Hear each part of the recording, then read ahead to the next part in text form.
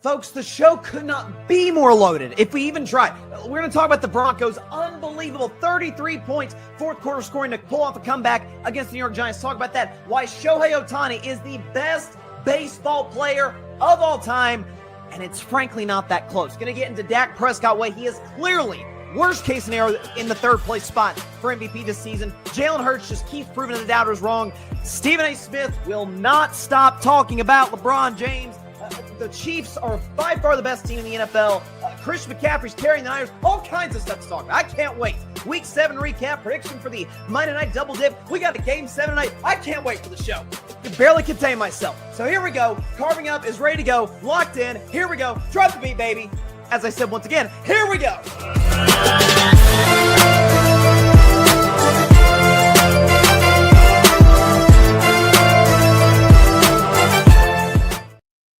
Hey everybody, and welcome to Carving It Up Live right here on YouTube, as well as on X, Facebook, and on Instagram. I am Bryson Carver, and again, as I said in the open, we could not be more loaded of a show if we tried. All kinds of stuff to talk about.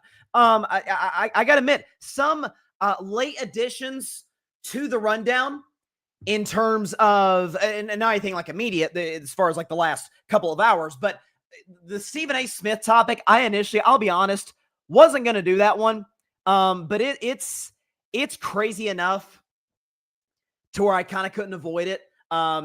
This man will not stop talking about LeBron James, and we'll touch on that later on the show. Going to talk about Dak Prescott, my guy. He just, by the week, each and every week, he continues to show. The elite quarterback discussion was always silly. He's been an elite quarterback almost his entire career. But the conversation of, is this man one of the 5 best quarterbacks on the planet?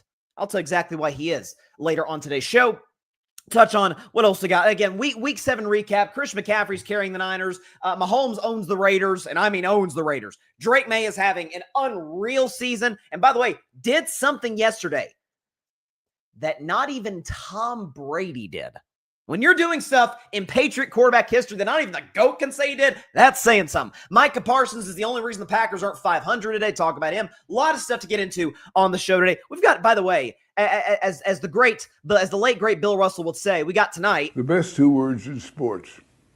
Game 7.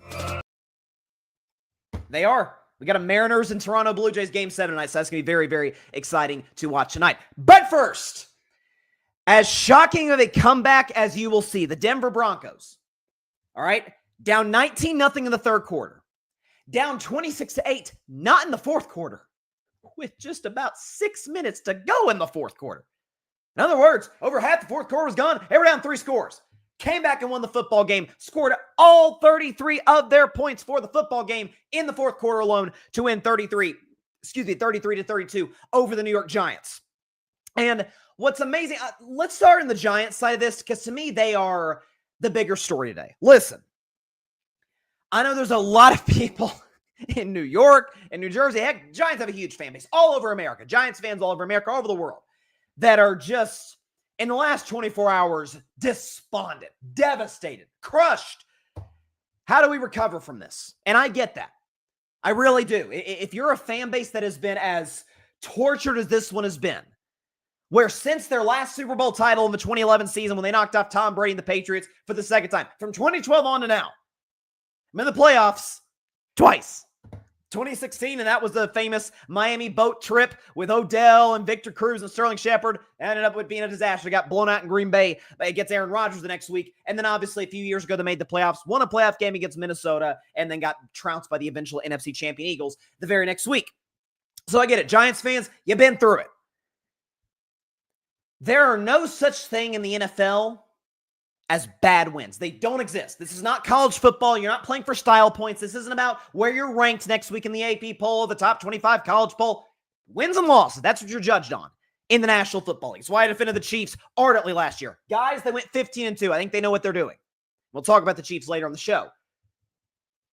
There are such things in the NFL, in terms of a long-term view of it. There are such thing as good losses. In the moment, and even today, Overreaction Monday, as we like to call it, doesn't feel that way. But if you're a Giants fan, think of it this way.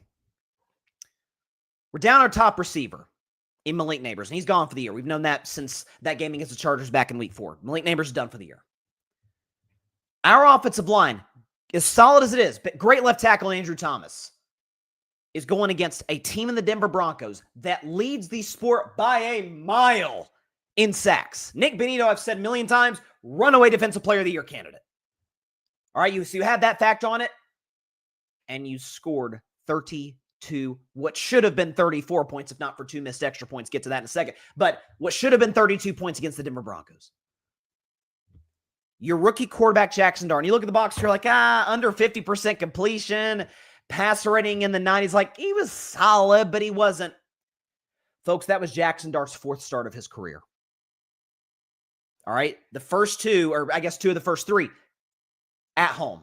Friendly confines of MetLife Stadium. Maybe not so friendly as far as the turf is concerned, but you're on the come for a home against, with the Giants fans in the stands. Going on the road in the Mile High in Denver, especially, those fans are loud to begin with.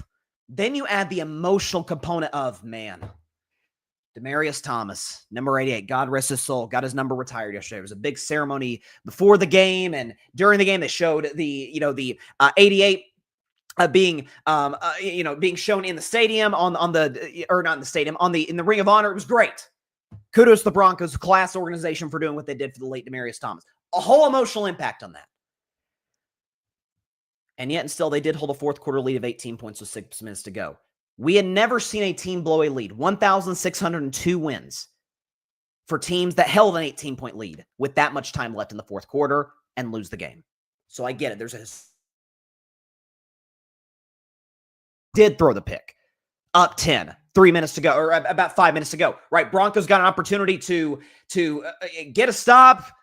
Not only do they get a stop, they get a pick. Bo Nix runs it in. It's a whole different ballgame. But I was impressed by the composure of their quarterback. Because I'm hearing a lot today, man, if that game would have went to overtime, the Giants are cooked. I don't know that. Because they blew that 18-point lead with 1 minute and 50 seconds to go. The Broncos had the lead before Will Lutz walked it off with no time left. 1:50 to go. Denver's up. 4 points, and the Giants need a touchdown. Jackson Dart, against that crowd, against that vaunted defense, with the momentum completely flipped after he just threw a massive interception 2 drives before. Calmly goes right down the field. There was a pass interference call that was kind of bogus. I thought it was 2 guys fighting for the ball, especially in that situation. I don't think you throw a flag. I think it was a really bad call by the officials. Regardless, put him down at the 1-yard line. It's not his fault the backup kicker missed 2 extra points. Brian Dable was, I think, said after the game, I can't even look at you. He was flabbergasted. Not his fault that the Giants defense couldn't stop the Denver Broncos with under a minute to go, and Denver's out of timeouts. So in the here and now, devastating. Long term, you got to feel great if you're a Giants fan. Brian Burns, unblockable. Abdul Carter, bright future. Thibodeau, we know about the Giants' defensive line. Offensively, got our left tackle. For the short term, we've got our running back in Cam Scadaboo. Not sure how long of a career he's going to have. He hits everything that moves. And then this kid, Jackson Dart, played well against a Jesse Minter coach defense in the Chargers, although the Chargers did get cooked by Indianapolis yesterday, but the Colts are on a roll, so that's a different story for later in the show. Week 2, turnovers, struggled against the Saints in the second half. It happens. Second start of your career, first road start. And then you clock Philadelphia on a short week at home against the defending Super Bowl champions, and you have an excellent Broncos team, one of the better rosters in football, on the ropes. You blow that big lead, and you go right down the field and score. That's the stuff you can, 4 starts to his career. Listen, early in most quarterbacks' career, most guys aren't Mahomes. They just come in, bam, they're awesome. It's usually a slow bake. It's a process. It's getting comfortable with your receivers. Being able to read film and be able to digest it in real time on the field at the quarterback position. So much of it, I say all the time, so much of this society can be very much microwave. Want it now? TikTok culture. A lot of times you got to put it in the oven. It takes a long time to bake. And I think when it's all said and done, once this recipe is baked, Giants fans with their quarterback, Anakin Skywalker, look like himself, Jackson Dart, they're going to be having a lot of fun. This is where the fun begins. I know it doesn't feel like it now, but in the future, Giants fans, I think you've got your guy. As for Denver, man, this Broncos offense is Jekyll and Hyde. For stretches of this game, I don't know if I tweeted. I know I was texting people throughout. This Broncos offense can at times be truly unwatchable. We saw it last week in London against the Jets. Scored 13 points. They were awful. Through big stretch of this game, couldn't convert on third down. Bo Nix is missing wide open receivers, be it Marvin Mims, Cortland Sutton down the field, missing them wide open. His deep ball has got to get better. But similar to Philadelphia, right? Gave the Eagles their first loss of the season a couple of weeks ago. On the road in Philly, down 14 points. Something switched. Something flipped. In the case of, in the case of Bo Nix, we could show you his numbers in the fourth quarter against the Giants. He was awesome. 4 total touchdowns just in the fourth quarter alone. 4 total touchdowns, no interceptions, 76% completion, 218 total yards in a quarter, by the way. Once again, 117.6 rating, 33 fourth quarter points, which is second most in NFL history for a fourth quarter. And of course, he led the game-winning drive and the go-ahead drive before that. Using his legs, making big-time throws down the field. Like, listen, there was a lot of expectation for this Denver team come this season. Like, man, not only could they potentially, push the Chiefs for that AFC West title, could they be Super Bowl contenders in the AFC? The Super Bowl contenders thing I thought was a bit premature. Frankly, I thought them challenging the Chiefs for the AFC West was also a bit premature because I think the Chiefs are going to end up running away with the division the way that they're playing right now. I know Broncos are in first. Chiefs are playing unbelievable football. We'll talk about them later. But the roster is excellent. They have, to me, Philadelphia last year had the best offensive line and defensive line combo. This year it's Denver. I mean, you talk about guys like McGlinchey on that O-line, unbelievable. Garrett Bowles. And then on the defensive line, it's Benito and Zach Allen. They got some dogs on both sides of the ball to the Denver Broncos. And forgetting the back end of their secondary, you're talking about guys like Pat Surtain, best corner in football as far as I'm concerned. This Denver, listen, in terms of weapons, they're not great, but they do run the football well with J.K. Dobbins, R.J. Harvey. It's just a matter of them putting it together. It's a matter of Sean Payton, who's as experienced a coach there as in the NFL, and I love Sean Payton, but the situation, third quarter, it's, the Giants are well within their own territory. They get stopped short. It's 4th and 4 in their own territory. There's a penalty on the Giants. Sean Payton elects to take the penalty, and Giants get a 3rd and long, and they end up converting as opposed to they obviously would have been punting on that 4th and short. So some of these game-managing situations that you think Sean Payton would have figured out by now, I guess not at least in that situation. But if you're a Broncos fan, hey, win's a win. We survived. Maybe the Broncos offense found something. Maybe it's more Bo Nix using his legs, which he's always been a better athlete than people think. But using his legs more, the deep ball's just not working with Cortland Sutton, Marvin Mims. I wouldn't be shocked if the Denver Broncos have the same aspirations that my Steelers do, and that's going out and getting a number 2 receiver at the deadline a couple of weeks. That's very much on the board, but it's a very good Denver team. This is a very talented Broncos team. So excellent stuff. Just an unbelievable game. Unbelievable game we saw yesterday in Mile High. Got a comment here before we move to Shohei Ohtani. FL5 underscore blood RJ. I don't know. I struggle to read this. He says, what I learned from yesterday is the Colts are the best team in football. JT is the best player in the league. Talking about Jonathan Taylor. We're going to talk about the Colts later. There's a stat I'm going to show on this Indianapolis offense that is hard to get your head around, especially when you see what the stat actually shows. Again, I'm going to tease. I'm going to save it for later in the show.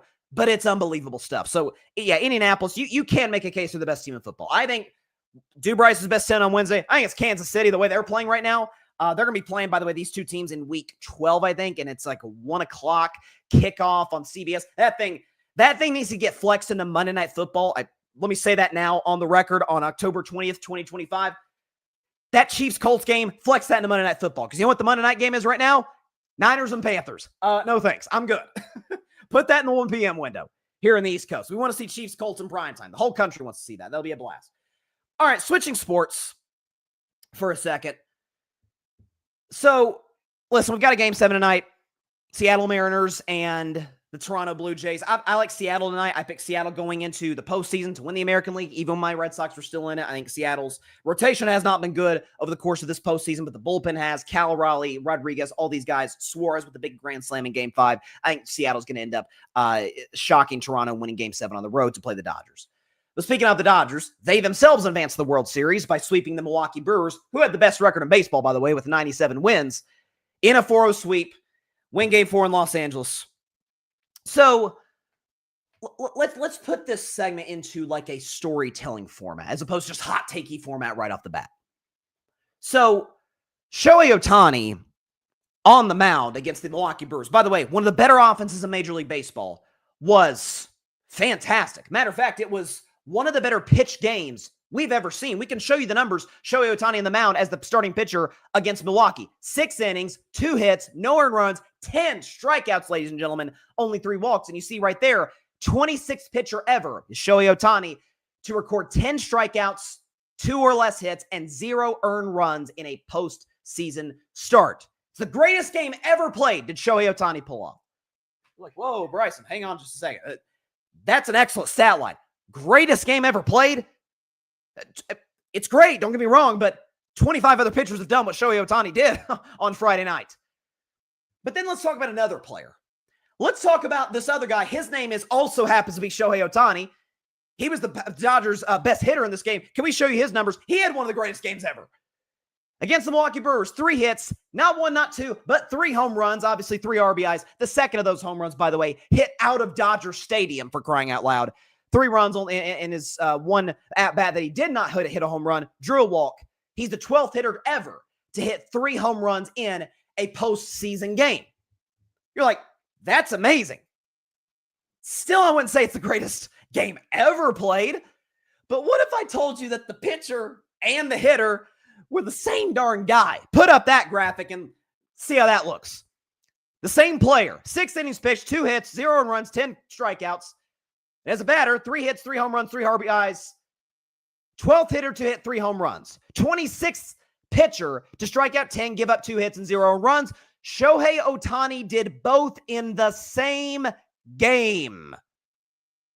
And an excellent baseball reporter. Shout out to Sarah Lange on social media. Fantastic follow. Does a great job covering baseball. She summed it up perfectly.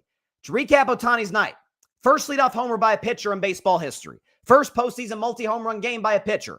First game in Major League history with 3 home runs, 10 strikeouts. First player with 2 116-mile-per-hour home runs in a game in the StatCast era, which is since 2015. And he's the first player with 2 career games, in other words, multiple career games, with 2 home runs and 10 strikeouts. Shohei Ohtani, first guy to ever do that in the history of the Major League Baseball playoffs, and in some cases, the history of the sport in general. What we are witnessing, ladies and gentlemen, is the greatest, let me back up. Greatest is a different conversation. What we are witnessing right now, folks, is the best baseball player to ever step on the diamond, and it's not particularly close. Shohei's not the greatest quite yet. He might be on his way getting there. We'll talk about that in a second. I think you can make an argument certainly for a Barry Bonds. If you want to go all the way back to Babe Ruth, there's the fringes that think guys like, a Ken Griffey Jr. should be in that conversation. He's the most gifted, had the prettiest swing, all of it. There's plenty of guys you can discuss. Here's what I know about Shohei Ohtani. Why is he the best player of all time? Well, first of all, he's the legit ace. The fact of the matter is, off a second Tommy John surgery, he didn't pitch till the middle of the year. This man had a 2.87 ERA. Pitched half the year off a second Tommy John surgery. Hadn't pitched in 2 years, 2.87 ERA. By the way, his last fully healthy season as a pitcher, 2022, he finished 4th in the American League Cy Young voting. In other words, last fully healthy season pitching, baseball voters came together and said there were only 3 American League pitchers better than this guy. Pretty good. So he's an ace of a pitcher. He's awesome. Struck out 10 in his most recent start. He's also, behind Aaron Judge, the best power hitter in Major League Baseball. 2021, he finished 3rd in homers. 2023 finished 4th. Last year finished 2nd. This year finished 3rd. The last 2 years, he has hit over 50 home runs. That's pretty good. So he's an ace of a pitcher, and he's the 2nd best power hitter in baseball. Add to that, because Shohei we got to see the long-term effects of his career. Shohei may be the type of guy like a Steph Curry. Maybe it won't be as widespread as what Steph's done for the three-point shot, but a guy who we see 20 years from now, there are some other two-way players. Shohei's not the first two-way player that we've seen, but guys who are great hitters, probably not 50 home run great hitters, but great hitters, can hit for average, hit for power, and they're excellent pitchers, maybe even aces. But can they run like a gazelle on the base paths? Because that's what Shohei Ohtani can do. Because last year, 2024, first season with the Los Angeles Dodgers, he had the first 50-50 season in the history of Major League Baseball. What do I mean by that? Well, 50 home runs, 50 steals. So in other words, one of the best base stealers in the sport, second best power hitter in the sport, and one of the aces in the sport when he's healthy. Oh, by the way, just as a nice cherry on top, he's 8 years into his Major League Baseball career. He's about to win his 4th MVP. That will put him all by himself in second place behind Barry Bonds, who had 7 for crying out loud. Put Shohei Ohtani second. 8 years in his career, he's second already. You're going to be in MVPs. Some things don't need much more explanation beyond the obvious. It's funny, our Constitution here in the United States starts with, we hold these truths to be self-evident. As in, they're so obvious we don't even need to state them beyond, one time. The same thing can be said about this particular baseball player. What we are seeing from this man is something I'm not sure we'll ever see again by a Major League Baseball player. You are seeing right now folks discussing, I don't know if I'd go here yet, but is this the greatest performance in American sports history? I don't think I would go quite there, but it is the best performance in the history of the Major League Baseball playoffs. The man hit 3 home runs and struck out 10 batters, folks, in a closeout game to win the NLCS. That would be like if Patrick Mahomes in the AFC title game threw 5 touchdowns and then had 10 tackles, 2 interceptions, one of them being a pick 6. That's what this is. The best player in a sport who's elite on both sides of the ball. Who's the best on both sides of the ball? Or in this case, in Major League Baseball, dominant on the mound, dominant at the plate, and dominant on the base paths. By the way, just something else too. The game last year in which he got to that 50-50 milestone, in that game, he went 6 for 6, had 3 home runs, 2 stolen bases, 10 RBIs. He's simply on a different planet than everybody else.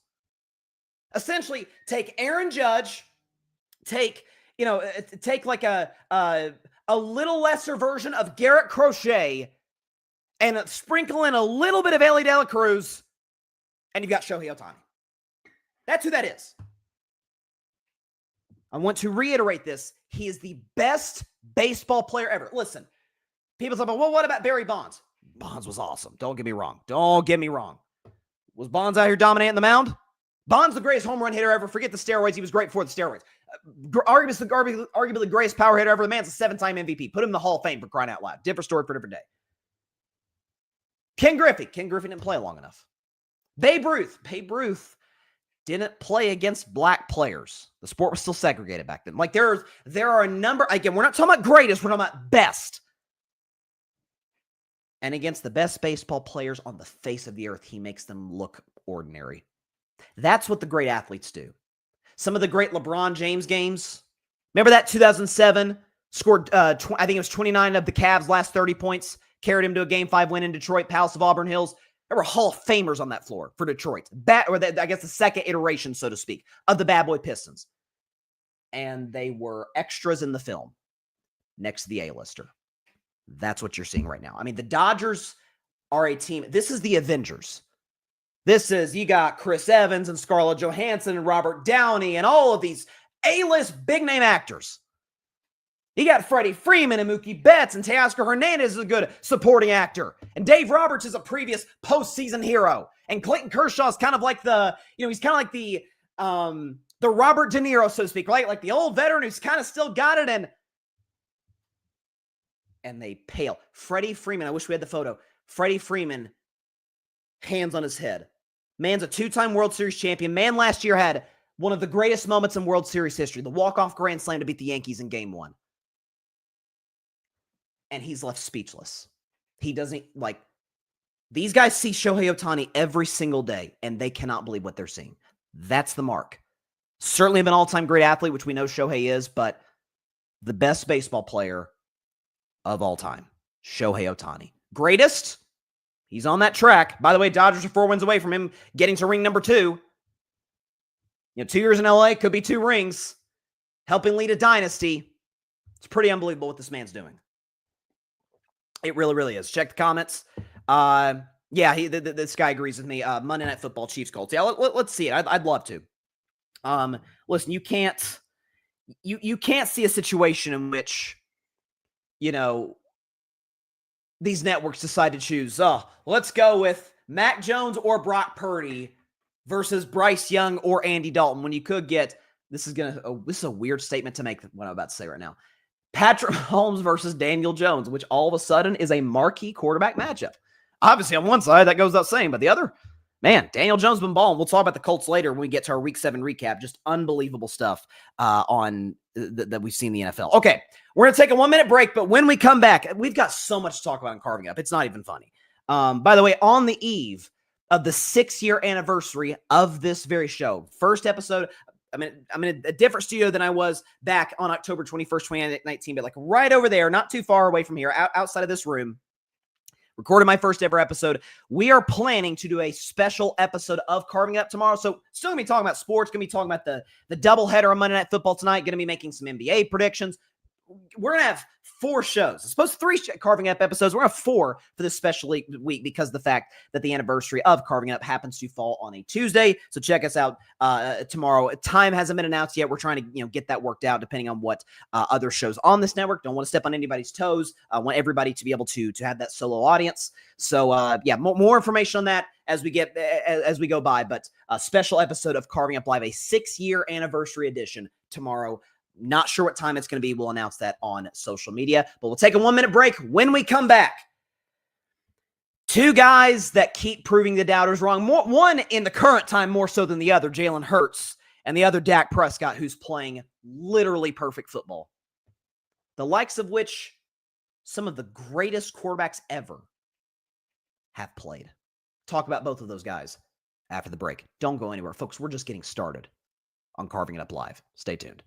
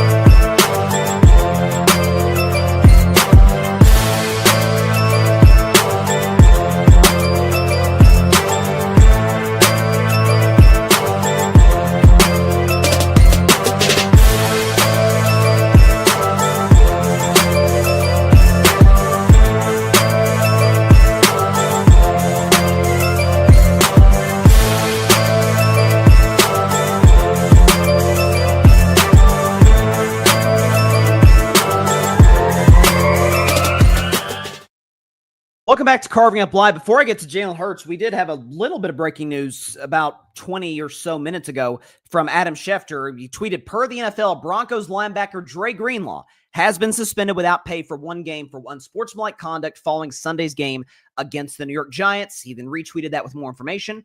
After the conclusion of the Giants-Broncos game, the NFL said Dre Greenlaw chased after referee Brad Allen and verbally threatened him as he tried to lead the field. It looks like somebody may have tweeted the video. So Will Lutz is celebrating. The whole team's going crazy. I wish we could show you right now. But there's here's Jared Greenlaw. Yeah, he's chasing Brad Allen. He's yelling at him, said something. And Brad Allen flagged him after the game. So the game was over and Brad Allen threw out the yellow laundry. So that's okay. So Dre Greenlaw is going to be out this week. I think they're playing Dallas, if I'm not mistaken. So that's a big loss for the Denver Broncos, and we'll see how that continues to play itself out. I don't know if he can appeal the suspension like how Brian Branch could. Branch didn't win. I don't imagine. Based on what I saw there, I can't read lips that well in this video, but didn't look great. So we'll see how it continues to develop. Y'all got to stop hating on Jalen Hurts. Like it's getting kind of old and tired now. We can agree that yesterday's game against the Minnesota Vikings for the Philadelphia Eagles was kind of a must win. Not in that, their season is over, they can't make the playoffs, they're dead. A rule I've personally made on this show and Carving It Up is if you lose 3 straight, I cannot consider you a Super Bowl contender. Because my mindset is, man, you're going to lose games in the NFL. It happens. If you lose 1, it's the league. No one's undefeated. You're going to lose. It happens. Then you lose another one. Okay, you're in a little bit of a slump. But now you know that third game, we got to get this one. This is important. If you lose that one, I can't take you seriously. Because you were, I'd imagine, locked into this matchup, and he still couldn't get the job done, barring any sort of serious injury that prevented you from doing so. So this is a gigantic game. And matter of fact, there were reports coming into this week that an anonymous Eagles player, and boy, if you know me, you know I hate anonymous quotations. Say it with your chest. That an anonymous Eagles player said, man, way we're playing right now, it reminds me of the collapse at the end of 2023, which for those that may not remember, the Eagles were the defending NFC champions. They start 10-1, and they lose 5 of their last 6 games. Or I guess including the playoff games, 6 of their last 7 games to end the regular season and to end the postseason, to go out of the playoffs. It was a disaster. So you got players in the locker room like, man, I think we're going to collapse. You've got a situation where you're on the road at Minnesota, a well-coached team coming off of a bye, facing a Brian Flores coach defense, which don't we generally agree? It's like Brian Flores, Steve Spagnuolo is like the 2 best DCs in football. And Jalen Hurts quite literally played a perfect game. We can show you his numbers against a Brian Flores Vikings defense. 3 passing touchdowns, no picks, 82.6% completion, 326 passing yards. Literally a perfect pass rating, 158.3. Can't get higher than that. QBR of 95.2, 0 to 100. And I threw that little nugget there at the end, minus 10 rushing yards. I did so because there tends to be this, man, if it weren't for the tush push, which we all agree the tush push should get banned because it's awful television, hard to officiate. It's a scrum. It's really not a football play, and it's awful for the NFL. They're going to get rid of it, and they should, and I've said that on this show. But with the tush push, that's why Jalen's elite. You know, the system in Philadelphia, that's why Jalen's elite. And to that, I've always said, well, which system? Because he's had 6 different offensive coordinators, and the newest one, Philadelphia Eagles fans aren't exactly high on, and nor should they be. Kevin Patullo. Not very good. Well, it's Jalen's. He's always had a great running game. Does he this year? Saquon Barkley in 2025. He's 26. Saquon Barkley, 22nd in rush yards, 27th in rush yards per game. This is unbelievable. Tied for 42nd in yards per carry is Saquon Barkley. Tied for 17th in rushing touchdowns. Saquon Barkley has not broken a 20-yard run this season. Didn't it feel like he did that like every 6 quarters? If you ask the LA Rams, he did it every quarter in the 2 games he played them. Saquon Barkley has been a no-show this year. A.J. Brown's frustrated. You know, there's always chaos in Philadelphia with, oh man, you got players thinking we might go into a slump, and you've lost 2 straight, and Jalen Hurts steps in, as all great leaders do. Take a deep breath, guys. We're good. My temperament's not going to change. I've got this. I'm going to do whatever's necessary for us to win this football game. Whether it's beat you with my legs like he did against the Dallas Cowboys in week 1, whether it's in a game that he and the Eagles offense didn't play particularly well against the Chiefs in week 2, I'm going to make one big-time throw to Devontae Smith on a deep ball for a big explosive play. Against the LA Rams, again, Jalen Hurts can't play from behind. Really? I saw him against an elite Rams team be down 19 in the second half, come back and win. Saw him do that with his arm and with his legs. The fact of the matter is, and I've said this all season long, and I've said this after Jalen Hurts won the Super Bowl against Kansas City. There's an aspect of this player. He's just at his best in the biggest games. He just is. I understand he's had 2 rough playoff outings, ironically both against the Tampa Bay Bucks. His first playoff appearance, they weren't supposed to beat Brady and the Bucks. Second one, that was the Eagles' collapse. Everybody, including Jalen, deserves blame for that. But 2 biggest games of his life. 2 Super Bowls against Patrick Mahomes and the Kansas City Chiefs. Hung 35 on Kansas City, which in most cases wins you a Super Bowl. I don't think anyone's ever scored 35 in a Super Bowl and lost. Matter of fact, I'm almost certain of that. Jalen Hurts did because his defense couldn't stop the best quarterback in the world, Mahomes. And then last year, didn't we all agree? To go back to the running game question, didn't we all agree? If the Chiefs stop Saquon Barkley, 3-peat's locked. They got this. They're going to be holding that Lombardi trophy for the 3rd year in a row, and that's never happened in NFL history. And Jalen Hurts said, yeah, hold my beer. I'm just going to go out here and dominate you guys. I'm going to throw it all over the yard, hit you on go balls to Devontae Smith. I'm going to be accurate to A.J. Brown. I'm going to count for 3 touchdowns. This man's accounted for 7 touchdowns in his Super Bowl career in 1 turnover against the Kansas City Chiefs. The preeminent dynasty in the NFL today. in a must-win type of situation against a great defense and an amazing defensive coordinator coming off of a bye on the road. Number one receiver's frustrated. We can't run the football. Philly doesn't like our offensive coordinator. You got people in the building, literally in the Eagles building saying, man, we may collapse. And Jalen Hurts, per usual, does not blink. We can debate whether Jalen's a top 5 quarterback. We can.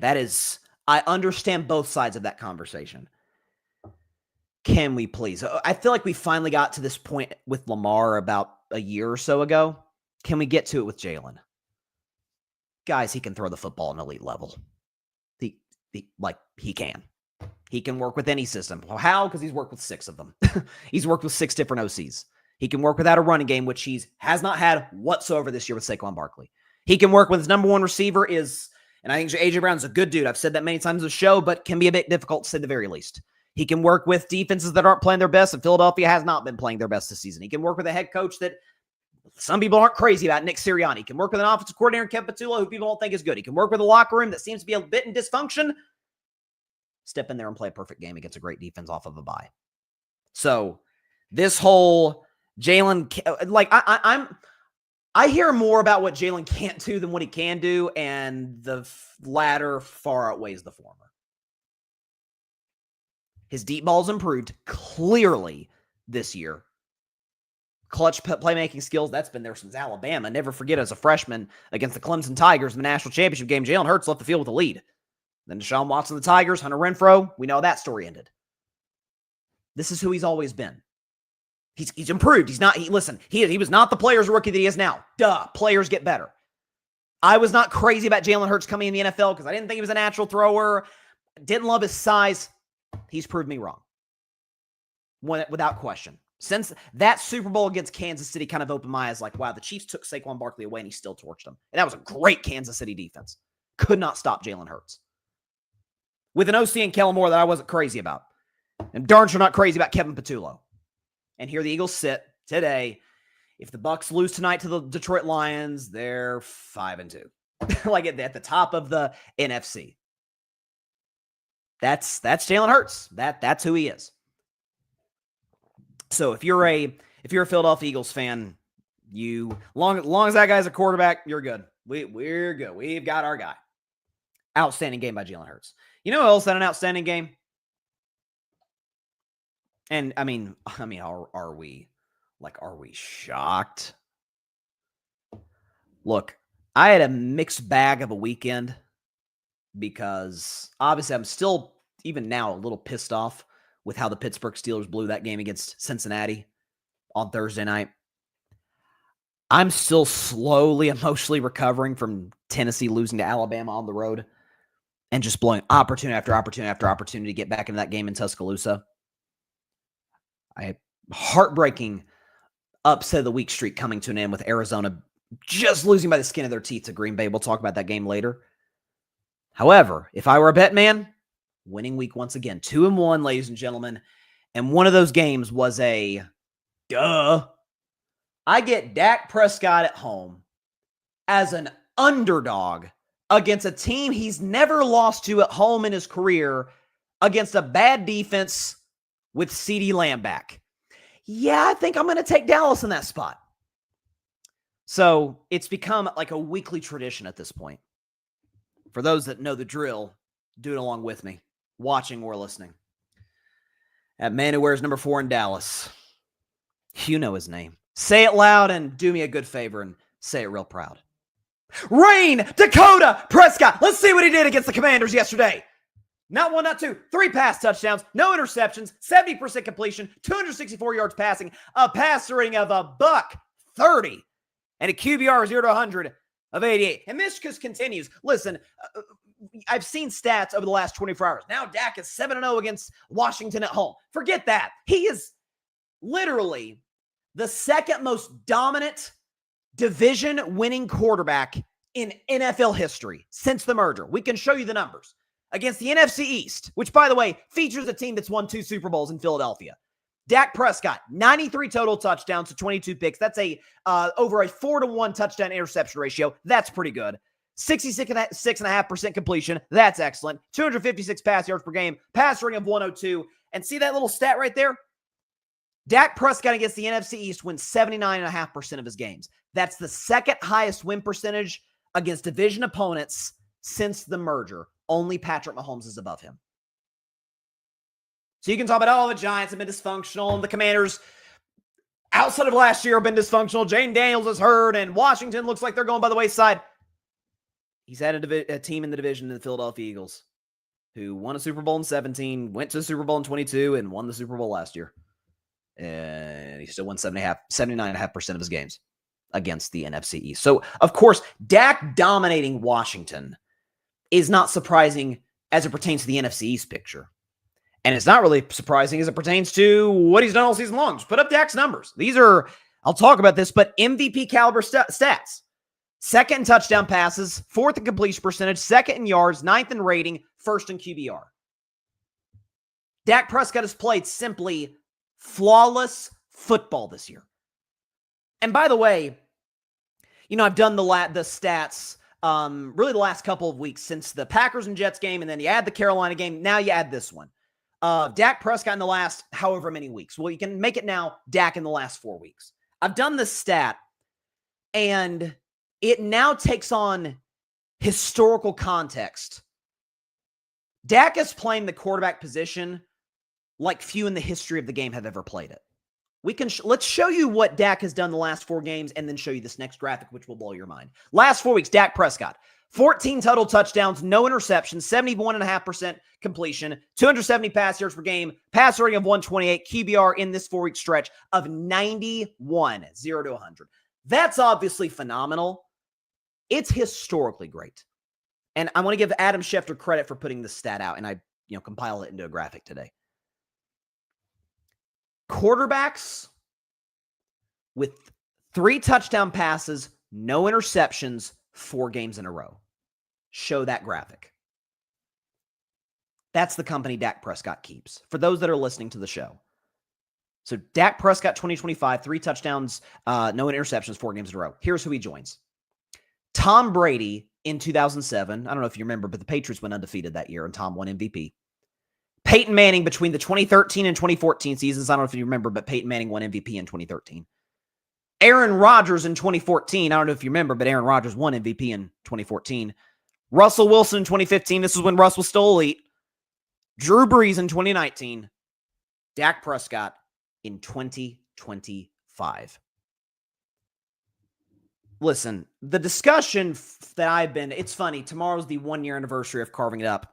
October 21st, 2019. The first ever take that I had on my show was Dak Prescott is clearly better than Carson Wentz. And that was at the time, that was a huge discussion. Who's better, Dak or Wentz? And obviously that was a ridiculous discussion then. No disrespect to Wentz, but you see what Wentz is doing now with Minnesota. And the discussion about, is Dak an elite quarterback? Is Dak a top 10 quarterback? It's like, well, literally all of his numbers are top 10. Wins are top 10. Production is top 10. By the way, he's doing it with the chaos in Dallas, owner who doesn't know what the blank he's doing. We'll talk about that in just a second. Multiple coaches who people aren't crazy about. Jason Garrett, Mike McCarthy. Schottenheimer's doing a good job, but people weren't high on Schottenheimer when he first came in. He's done it with different number 1 receivers. Des Bryant and Amari Cooper and CeeDee Lamb and different running backs like Ezekiel Elliott and Tony Pollard and now Javonte Williams and different offensive lines. Former offensive linemen who have Pro Football Hall of Fame futures. Tyron Smith, Zach Martin. All those people are at the building. Elite players. Dak's still doing his thing. Dak's still balling. Dak still has the Cowboys in a position where knock on wood, as long as this man is healthy, they are going to the playoffs. You do not play quarterback. Joe Burrow was unbelievable last year. He wasn't this good. You talk about, well, Dak's got a better O-line than Burrow. According to Pro Football Focus, the Dallas Cowboys rank 30th in the NFL in pass block win rate. Like, they're awful. Like, they're good in run blocking. Javonte Williams has been excellent. Dallas has run the football really, really effectively this season. Javonte Williams is top 5 in rushing. Pass protection, not great. But fortunately, as has always been the case, and I've done many segments on this over the years, Dak is the best quarterback in football. against pressure. Always has been. I mean, Micah Parsons had 10 pressures on Dak in that Packers game against Dallas. Didn't matter. Dak was phenomenal. So, 3 of the 4 games that I just showed you, CeeDee Lamb was not on the field. CeeDee Lamb, one of the 5 best receivers in the game. You saw him making big plays yesterday. Now you add CeeDee Lamb back to this lineup with a George Pickens, who, credit where it is due. I'm a Steelers fan. I was highly critical of George Pickens at the end of his time there. He's been outstanding. And by the way, by all accounts, hopefully this continues for Dallas' sake, has been good in the locker room. So you give Dak, for the first time in his career, 2 elite wide receivers. He's never had that. A good running game, which he has not had since Zeke was in his prime. By the way, you're still not giving him a good defense. Listen, as a Dak fan, this is what makes me all the more pissed off at Jerry Jones for trading Micah Parsons, especially after you saw what Micah did yesterday. We'll talk about him later. If you put Micah Parsons in this Cowboys defense, they're certainly better than they are now, and this team could actually go to the Super Bowl and win the Super Bowl. They could. With Dak playing like this, give this team an average defense. They could go to the Super Bowl and win it. And credit to Matt Eberflus, much maligned defensive coordinator, made some big-time adjustments in terms of playing way more man-to-man coverage against this Washington Commanders team, getting out of the zone, which has been eating Dallas alive. But the fact of the matter is, folks, I'm not sure Dallas has a win this year if Dak is not the starter. If Cooper Rush was still in Dallas, or if the backup, God bless him, I love him, for him a ball. But if Joe Milton was the starter, I think we'd be talking about Dallas today the way we're talking about the Jets. Rookie coach who's in over his head. They've got some talented players, but they can just never get it right. Bad owner. Defense is terrible. That's what we'd be saying about the Dallas Cowboys. Instead, they're 3-3-1. Dak, outside the Chicago game, has been outstanding in all of the Cowboys games this year. And I'm telling you right now. And by the way, look at part of the reason I say this is because of Dallas' schedule. It's not a murderer's row the rest of the year for the Dallas Cowboys. It gets a little tough there in the middle. But I'm looking at the Cowboys schedule now. So next week at Denver, that's a tough game. Go to the Mile High and win. Giants almost pulled off, so maybe you can. That's a tough game. But then you got at home, frisky Cardinals team. But you're at home. It's the Cardinals. You should win. Then you're going to buy. And then you get the gift that keeps on giving. You get to go to Vegas and take on the Raiders. That's a W. Then you got to play Philly at home. Dak in his career has never been swept by the Eagles in a regular season. Came that close to beating them on the road on banner night in week 1. What's he going to do in his home field? I think Dallas is going to win that game. Then you got the Chiefs coming to town on Thanksgiving Day. Mahomes' first Thanksgiving game. That's probably a loss. Then you go to Detroit. Not great. But then from there, Vikings at home. Chargers at home. Dak's 2-0 against Herbert with 2 game-winning drives. That's probably a win. At Washington on Christmas, who knows what Washington's going to be by that point. And we've seen Dak's dominate the Commanders' career. He's only lost twice to them ever. And then at the Giants, frisky Giants, but Dak has not lost to the New York Giants since Barack Obama was president. That team's going to the playoffs. Dak Prescott's healthy. They're going to the playoffs. And if that is the case, unless Baker continues to, and this is on the board, unless Baker just continues to blow everybody's socks off, and unless Mahomes keeps this up, which is on the board, that's your league MVP. Dak Prescott. Rain Dakota Prescott. Just week by week, the guy looks better and better and better. He moves great, monster arm, deadly accurate, clutch playmaking ability, leadership is, they had a quote yesterday. Brady and Tom Brady, Kevin Burkhardt. By the way, I briefly met Kevin Burkhardt back in August. Great guy. Nothing but love for him. And obviously, Tom's the GOAT. They were talking about, they were in a production meeting the day before the game with Dan Quinn, who's the head coach of the Commanders, and he was the defensive coordinator in Dallas for 3 years. So he knew Dak well. And I forgot if it was Burkhardt or Brady or both that mentioned the line that Dan Quinn had. That he said that we wanted to win a Super Bowl for Dak.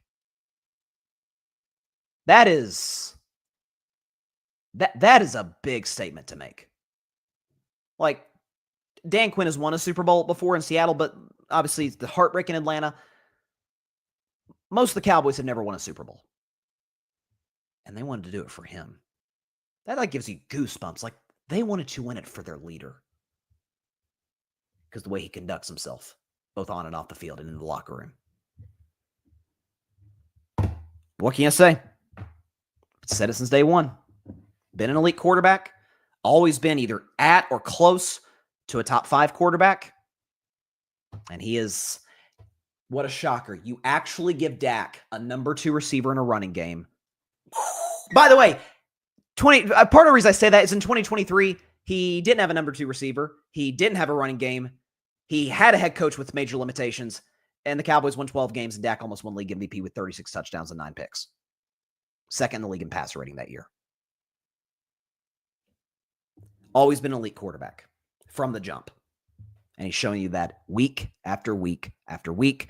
And the fact that Vegas has this man in 9th place for MVP is, well, certainly it's an indictment on the odds, but it's also get some good value on there while you can, because he's just going to rise up.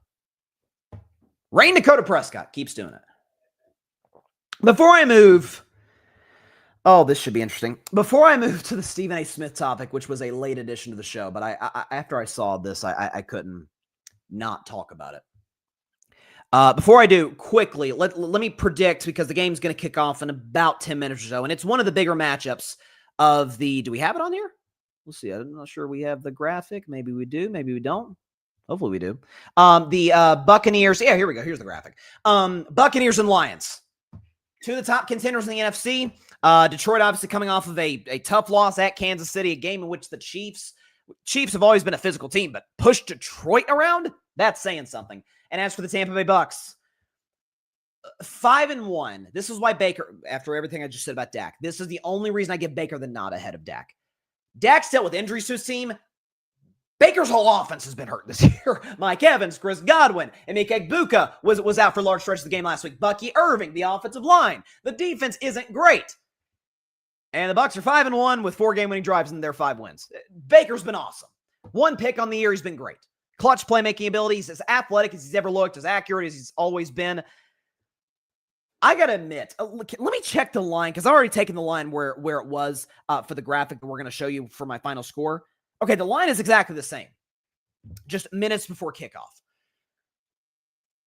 After the news that Mike Evans and Emeka Egbuka were going to play tonight, when that news dropped, the fact that the line went up in Detroit's favor, I think is ludicrous. Wait a minute. Let me get this straight. Mike Evans is getting up there in age, but of course we know, future Hall of Famer as far as I'm concerned. He's never had I almost asked him to sound like I'm talking about Tomlin today. Oh my gosh, it's horrifying. But this is actually a real legit accomplishment. Mike Evans has had a 1,000-yard receiving season every year of his career without fail. He does it again this year. He'll break Jerry Rice's record for the most consecutive seasons to start a career doing that. And Emeka Egbuka there's no other way to say it other than that he's the runaway offensive rookie of the year thus far. He's been unreal out of Ohio State. Loved him. I didn't think he'd be this good this quickly. Those 2 guys are back in the lineup for a 5-1 Bucs team that's won a lot of games without them, especially in the case of Mike Evans, against a Lions defense that is beat up and not that good to begin with. And Brian Branch is out for this game due to suspension because of his altercation with Juju Smith-Schuster. And you mean to tell me they're 6.5? They should be underdogs. Don't be wrong. Detroit's a great team and they're at home. 6.5-point dogs? So, listen, it's a shame that this game wasn't playing on Sunday, because this would have absolutely been on my If I Were a Bet Man segment.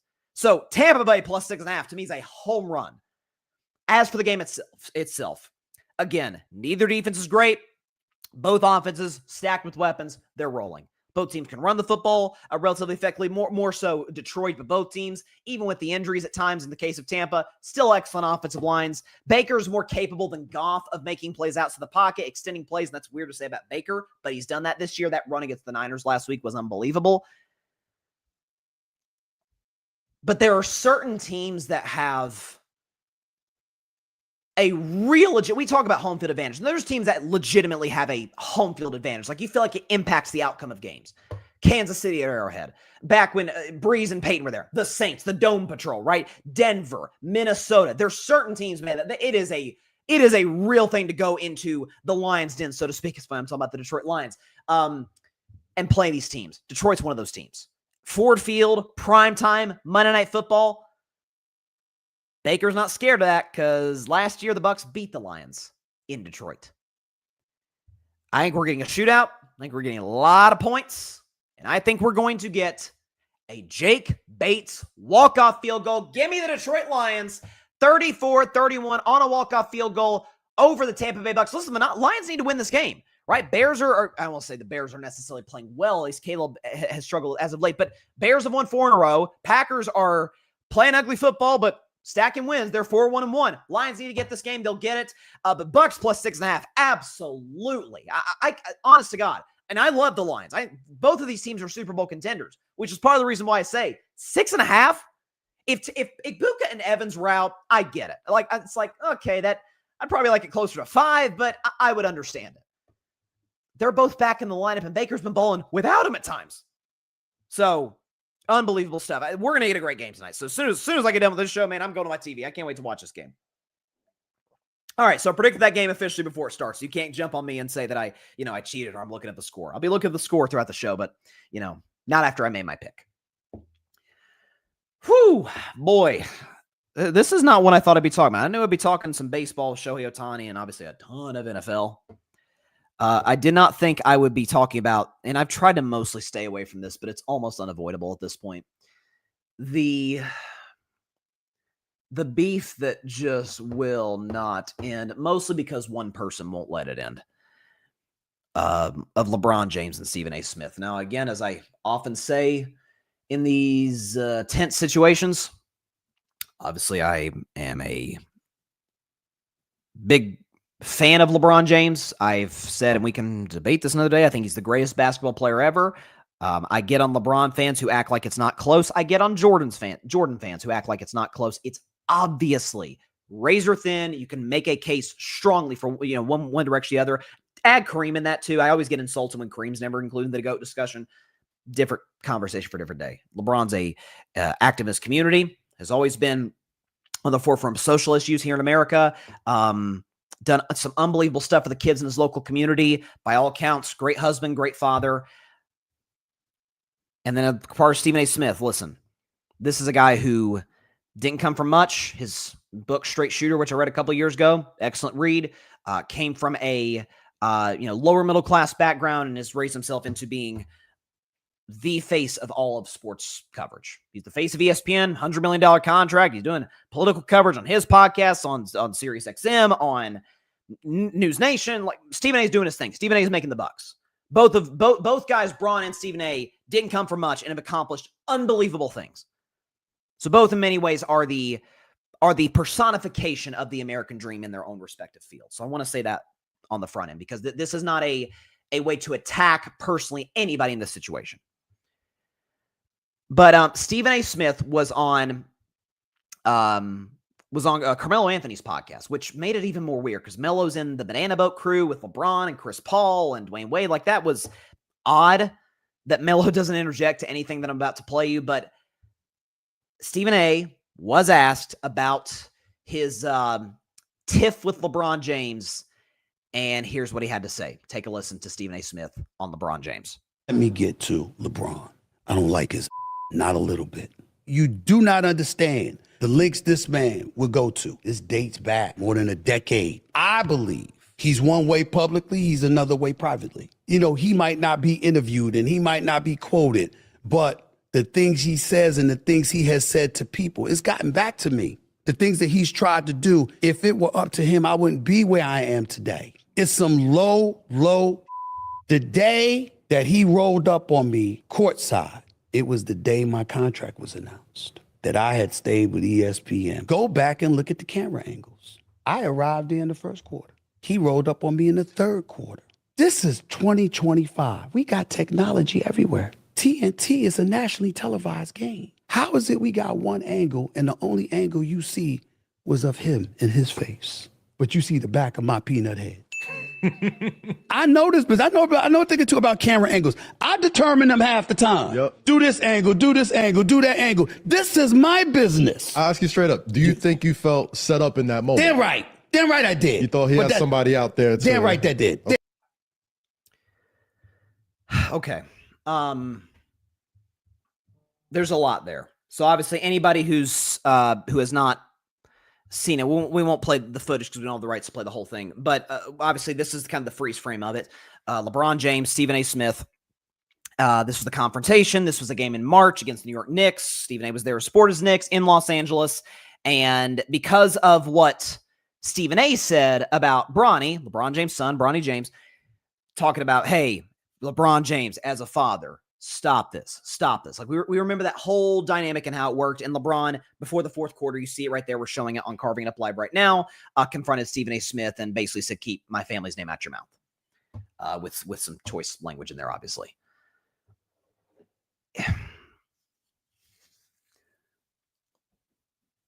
Listen, let's say Stephen A is correct that LeBron is talking about Stephen A behind the scenes to his people, whatever.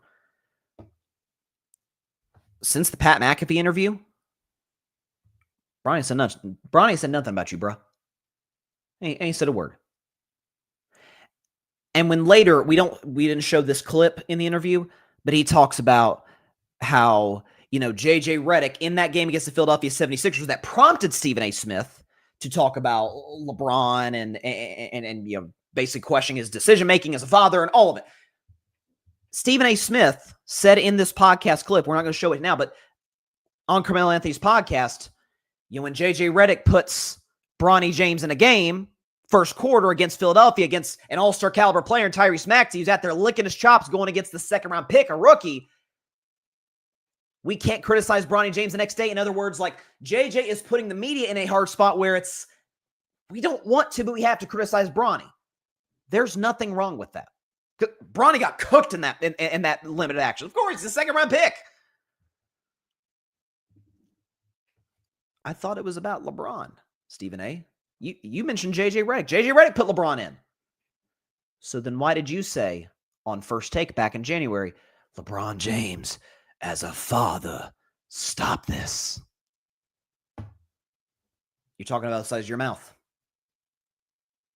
And what purpose does it serve?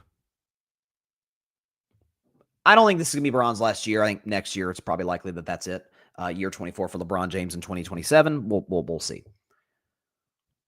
What benefit does it serve you continuously talking about this man over and over and over and going on? Seemingly, this is the second podcast clip I've seen this week of him talking about his spat with LeBron James. The funny part about this, you're talking real tough. You're talking about, I'd have done this, a lot of revisionist history. Bro, we saw what you did in the moment, man. You froze. By the way, can't say I blame you. I'd probably freeze if LeBron James confronted me in that tone as well. I get it. Don't rewrite history and how you reacted to that entire situation. Don't make it seem as if, oh man, Bron went here, none of this. Obviously, Stephen A's not in play. He could fight LeBron. And he's clarified that. He's like, obviously, I could not fight LeBron James. But when you're on this show, on this podcast with Carmelo Anthony, who, again, I am really surprised did not interject in any way because supposedly LeBron is good friends with Carmelo, but whatever. That's separate. When you're out here, basically, now you're going into conspiracy talk. Now you're, man, there's cameras everywhere. It's on TNT. He's essentially implying, because he said point blank, I was set up in this spot to look bad by LeBron's people. This man is essentially saying, Bron had this big conspiracy. I'm going to have one guy sit in a certain spot in the arena behind where Stephen A. Smith is sitting. See, it makes no sense because Stephen A. said, I arrived in the first quarter. How'd Bron know you were going to be there? Maybe he did. I don't know. But how would Bron have known exactly where you were sitting? So you mean to tell me that this person with the phone that recorded this entire, but not, it wasn't really back and forth. It was one side. It was LeBron told Stephen A, keep my name out your mouth. My family's name out your mouth. Went about his way. Ended up winning the game against the Knicks. You mean to tell me this one person was set in that spot at the formerly called Staples Center, Crypto.com Arena, at a certain angle to make you look bad? That's ridiculous. Now you're getting into conspiracy talk. And if anybody knows anything about this show, you know that I despise conspiracies. That's not to say we should trust everything that we see, but don't want to act as if you know when you don't. That's my big thing with my hatred of conspiracy theories. It's getting kind of sad. And again, I said this many times. The road Stephen A. Smith has taken to get to prominence, nothing but love. Like that's the envy. $100 million, ESPN, face of a network. This man might run for president. We'll see how that plays itself out. This is tired, man. You're doing it for clicks. And he said in this clip, well, I mean, I was if I'm asked about LeBron James, what am I going to do? Not say something that'd be hypocritical as a member of the media. Bro, just tell the people in advance. You don't have to say the podcast, no comment, because then people accuse Stephen A. being a coward, and that's not necessarily fair. Just tell Mello's people, tell basically every podcast that you've been on in the last 7 months, hey, talk about anything. People do this all the time. Publicists do this all the time. Hey, this subject's off limit. We're not talking about this. Okay. Move on. You're Stephen A. Smith. You got plenty of things to talk about. Sports, politics. And you just keep honest to God, I think most people, prior to the first interview he did the other day, and then this one today, I forgot about that not altercation, but that confrontation completely. Forgot about it. Didn't know it existed. And you're still doing this for clicks. Very, very, very similarly to how you did with the Kyrie Irving situation. And by the way, I'm not going to be revisionist history myself. Go back and look. I was not a fan of how Kyrie handled that entire situation with the vaccine in Brooklyn, all of it. But Stephen A. went out of his way to attack him in ways that went well beyond basketball. And now he's kind of apologizing. Man, I was wrong about it. That's fine. But this shows a little bit of a continuous pattern here. And you're not only talking about it both sides of your mouth, but you're utilizing revisionist history. You're utilizing conspiracies. Let it go. Let's say you're right, and LeBron James has tried to work behind the scenes and get you off the air and ruin your career. You're Stephen A. Smith, man. Ain't nobody can ruin your career at this point. $100 million contract to ESPN. You're with ESPN and Sirius XM. You got your own podcast. You got News Nation. You're a made man. You are set for life. He can't ruin you now. It'd be one thing if LeBron was continuously going after Stephen A. publicly. That's different. Then it's like, hey, Stephen A's got a right to respond. If it's private, keep it that way. Rise above it. Be the bigger man if indeed LeBron is shrinking to the level that you say that he is shrinking. Normally I don't talk about controversies involving members of the sports media because I find it to be a little bit clickbaity. I find it to be a little bit just, I can't actually talk about sports, so I'm just going to attack somebody for the heck of it. But when this is the guy, the most well-known sports broadcaster in America, it's a different story. I mean, like last week, I thought long and hard about talking about what Skip Bayless said about Travis Hunter last week, which I thought as a Christian and just on a common sense standpoint, I thought was uncalled for. For those who didn't catch it, Skip, whose career's been dead for years, but Skip said that, Travis Hunter getting baptized 3 hours before the game shows that he's not as committed to football as he would like. As I guess Skip Bayless says that Travis Hunter, who's a Heisman Trophy winner and plays both sides of the ball, is in incredible shape, should be committed to football. So a man can't be committed to his faith. Again, I'm a Christian along with Travis Hunter. But regardless of faith, Christianity, Judaism, Islam, regardless. So a person can't be committed to their faith and their profession simultaneously. Again, the baptism happened 3 hours before the game, dude. I know I've just addressed Skip Bayless on the show, and I regret doing it because he's virtually irrelevant at this point. Stephen A., different story. Like, why are we still talking about this, bruh? It's been 7 months. No one even thought about this in the last 5 months until you brought it up again. You're doing it for clicks. That's fine. It's your prerogative, but you're doing it for clicks. And there's some truth to this. Patrick Brown in the comments. Let's not forget Screamin' A. Smith takes great liberty of demeaning black women as well. He's noting he's nothing more than a sellout as far as I'm concerned. And I can't speak to that because I'm not black, but I do understand why folks in that community feel a certain type of way about stuff that he has said. He's attacked numerous black women on his show for things that it would appear, has not attacked his white counterparts for similar things. And Patrick, LeBron is living rent-free in Smith's mind. As Mike Tomlin once said, I can listen, I'm not a Mike Tomlin fan, but I can definitely laugh at this. As Mike Tomlin once said, we do not care. I'm going to have to get that soundbite on the show. There you go. Patrick, he tells in a different passive-aggressive tones, doesn't bring the same energy as it pertains to other sides. Crickets. I just... What's the upside of this? Again, you get the...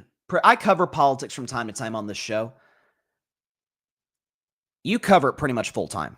God bless you. Got no problem with that. I think I've said this since 2020. The whole stick to sports thing is utter nonsense. It's ridiculous. Athletes have never stuck to sports for decades. It's a ridiculous narrative. And unwritten rules that do not exist. You've got plenty to discuss, man. Politics and sports, especially we're in October right now, you got plenty of headlines. You're still talking about a confrontation with LeBron James that lasted, 30 seconds? And we read LeBron's lips. He didn't say anything out of bounds. And we saw how you reacted. Very different than how you're portraying it. I will leave it at that.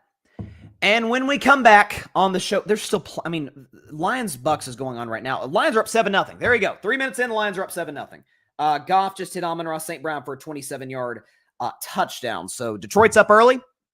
For those that want to stick around with us, feel free to do so. We'll be back after the break to talk about the Chiefs, talk about the Niners, and recap the rest of Week 7 around what was a great weekend in the National Football League. Stay tuned. Don't go anywhere. We still got a lot to discuss.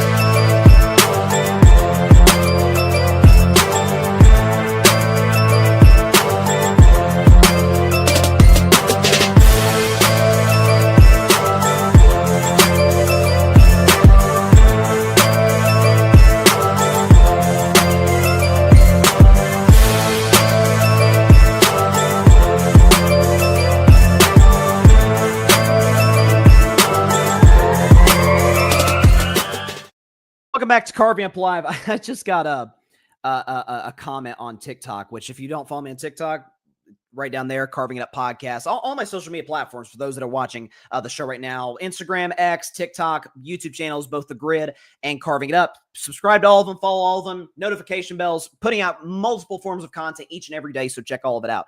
I just got a great comment. Matter of fact, I think I'll show it to you guys because it's kind of hilarious. So this is from my TikTok video. I did it yesterday reacting to the Dolphins, and we'll talk about them later in the show.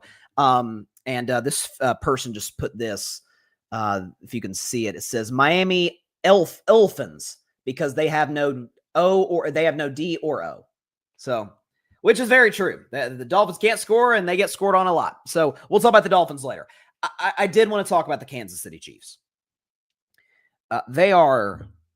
Listen, there's some teams that are showing themselves to be great right now. The Indianapolis Colts, we're going to talk about again, I keep teasing it, this crazy Colt stat. Just wait till I show it to you. It's going to blow your mind. Colts are rolling. Philadelphia, huge win. They feel good about themselves right now. Broncos are winning ugly. Detroit, Tampa, both teams are playing well. They're playing right now. Right now, as we see here today in week 7, the Chiefs are the best team in football by a mile. Like, it's not close. And it's in large part because, contrary to seemingly popular belief in large parts of the last 3 years, they clearly and obviously had the best quarterback in football. And we could show you what he did against the Raiders yesterday, Patrick Mahomes.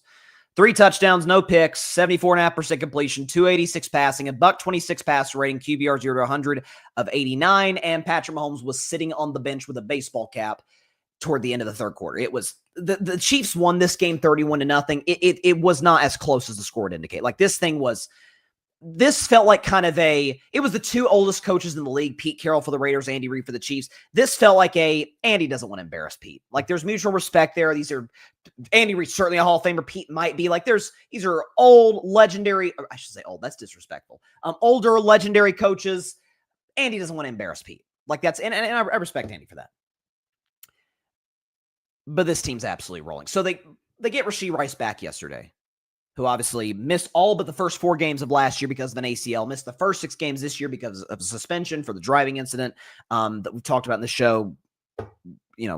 Inexcusable error on the part of Rashee Rice, and hopefully he grows as a person because of it. But Rashee Rice back in the lineup. Xavier Worthy, who's been back since week 4, and since Xavier Worthy came back in the lineup, the Chiefs have yet to score under 30.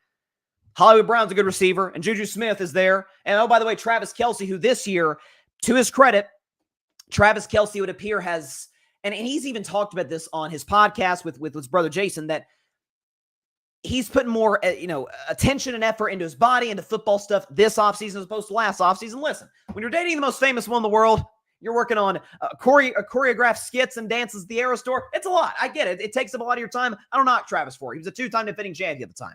But this year, he didn't like how he played last year, didn't like, what he put in the field. He's getting older, but clearly is in better shape this year. Feels like he's got a little bit more burst this year.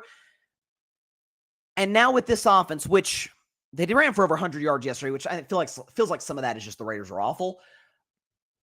But if this team can get a running game, O-line's fixed. They're good. Their O-line has been an issue, especially last year. They were kind of running out of multiple different combinations. They had to put Joe Tooney at left tackle, and it was a disaster, as we saw obviously in the Super Bowl against Philadelphia. And even throughout the regular season, Mahomes was under duress a lot. Now Mahomes got all day to throw. Now Rashee Rice is there, and he had 2 touchdowns yesterday. And now Xavier Worthy's your deep threat. And now you got Hollywood Brown and Juju Smith-Schuster, and Tyquan Thornton, by the way, can catch a long ball, which he did yesterday. And you've got one of the greatest tight ends of all time and the greatest postseason pass catcher ever in Travis Kelce catching passes, and you're pretty much unstoppable. There's no 2 ways about it. Now this defense is rolling. Chris Jones and Karlaftis and the defensive backfield with the likes of Trent McDuffie. This team, I don't think they're going to lose more than 1 game the rest of the year. I really don't. And that game might come against Buffalo, who always beats Kansas City in the regular season. That game is in Buffalo, so wouldn't be shocked if the Bills beat them again. 5th year in a row in the regular season before the Chiefs break their heart in the playoffs again. It could be against Denver. Right? I don't think they played Denver this year. They could give them problems. My guess is they don't get swept by the Chargers. They're going to sweep the Raiders. It's a first-place schedule. They're playing tough teams. Indianapolis could get them, although that game is an Arrowhead, so I have my doubts. I predicted Kansas City to go 13-4 in the regular season, and I feel about as good about that as ever. They're not losing more than 1 game the rest of the way. Patrick Mahomes is playing MVP football. The deep ball finally in Kansas City is back because their receiving core is healthy. Deep ball didn't work in 2023 because receivers couldn't catch a cold.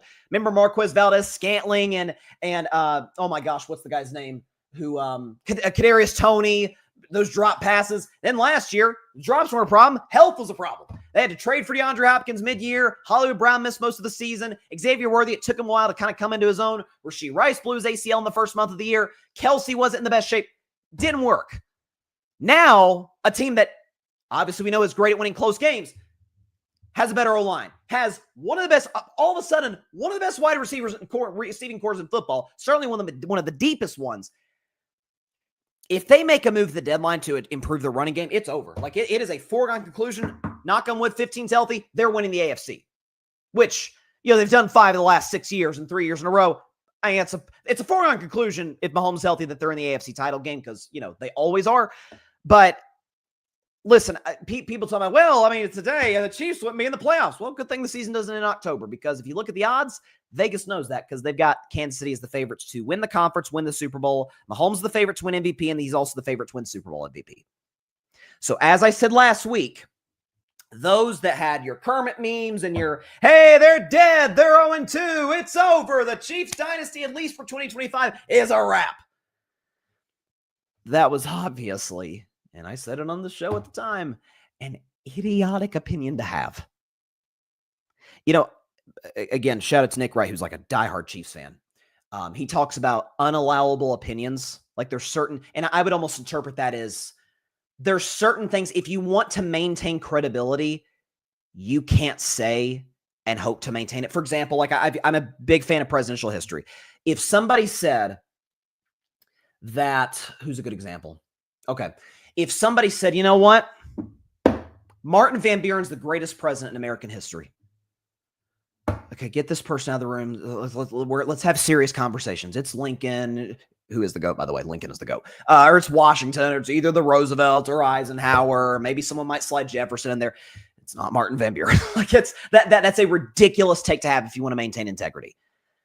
It was a ridiculous opinion. Absurd, dumb, stupid. If you actually thought that the Chiefs, whose whole offense was beat up the first 2 weeks of the season, that once those guys came back, they were going to be rolling. And by the way, forget the fact that the receiving core is loaded. Forget the fact that they fixed the offensive line in the offseason. Forget that Andy Reid's the best coach in football, Mahomes is the best quarterback in football, and Spags is arguably the best defensive coordinator in football. They're playing with something that they ain't played with in a while, particularly their quarterback, Mahomes. People thought we were cooked before the year. People thought, Denver's winning the division, or the Chargers win the division, or it's Buffalo's year, even though they never beat us, or it's Baltimore with their underachieving playoff quarterback, Lamar Jackson. Great in the regular season, not so much in the postseason. They've got us. Oh, really? Haven't we made 5 of the last 6 Super Bowls? That's us, right? Listen, we got trounced by Philadelphia, and you won't find a Chief that will make it a single excuse for that. Hey, they got trounced. But I felt like people used that as an excuse to say, yeah, they're cooked. It's over. You had folks at credible news organizations, sports news organizations, writing columns, saying on their talk shows or on their radio shows or their podcast that like this was over. Like, okay, the Chiefs dynasty is falling apart. Like it is, they didn't invest in the wide receiver core. They didn't do this. They didn't do that. So you don't believe in Brett Veach, the GM? You don't believe in Andy Reid, the coach, or Patrick Mahomes, the quarterback? And the roster they've already got? Please. Longest 15's healthy. I said it 2 years ago when the Chiefs won the Super Bowl against San Francisco. When that was the year to get Kansas City. The drops, they were 11-6. They had to win 2 playoff games on the road. They were playing a much better Niners team in the Super Bowl. I will bet against Patrick Mahomes until I won't bet against Patrick Mahomes until he gives me a reason to. Sorry, won't do it. I refuse. So yeah, hope you had your fun early in the season because they are all the way back. By the way, and this feels mean. Shout out to my man Chris Mahi, who runs the Edge, who runs the radio station that broadcasts my radio show, which you can check out, the Bryson Carver Show, anywhere. I should say anywhere you get your podcast. It's on the TuneIn app. I put the link to it every show. Mondays from 10 a.m. to noon Eastern, and then Fridays from noon to 2 Eastern.